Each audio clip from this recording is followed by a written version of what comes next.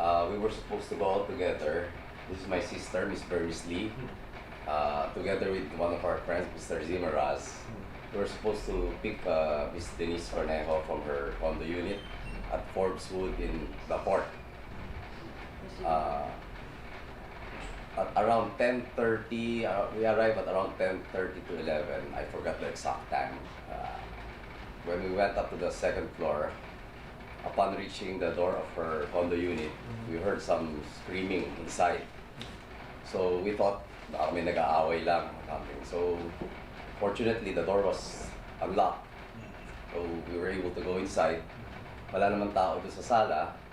Tapos dumiretso kami doon sa bedroom dahil yung bedroom naman nila ay kurtina lang, walang pintuan.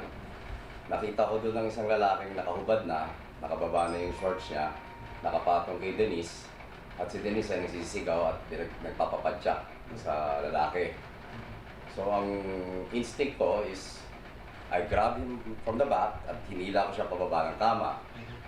Tapos tumayo siya, si Denise tumakbo na sa sister ko at inilabas na agad siya ng sister ko sa condo unit.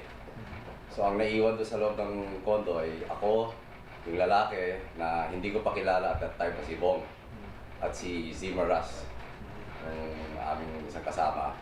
At pumapalag itong lalaking to nang gusto namin siya dali sa presinto.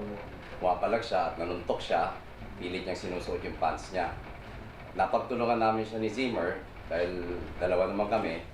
Nahila namin siya palabas ng bedroom, nahila namin siya doon sa sala, at pilit namin siyang pinipin down para maaresto siya at madala sa presinto. Kaya lang, sa kapapalag niya, nanuntok siya muna, napilitan na rin kaming suntukin siya babalik at hanggang sa naupakan na namin siya ng ganon. Ang nagkapasag-basag ang mukha niya.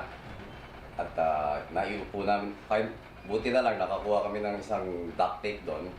Tinip namin yung kamay niya at yung paa niya para hindi na siya muna makapalag at hindi siya makatakbo habang tumatawag kami ng pulis. Tapos doon, hinihintay namin yung mga kaibigan namin kumuha ng pulis. Tinanong namin siya kung anong ginagawa niya, inamin naman niya sa amin at humihingi siya ng paumanhin. Ano? Pinagtangkaan niyang kahasain si Denise. Humihingi siya ng paumanhin at huwag daw siya sana i-turn over sa police dahil baka makasira sa karir niya at hindi raw niya alam pa may papaliwanag sa mga anak niya. So sabi ko, hindi ako makakapag-desisyon yan dahil hindi naman ako yung victim dito. Doon ka na lang sa presinto magpaliwanag.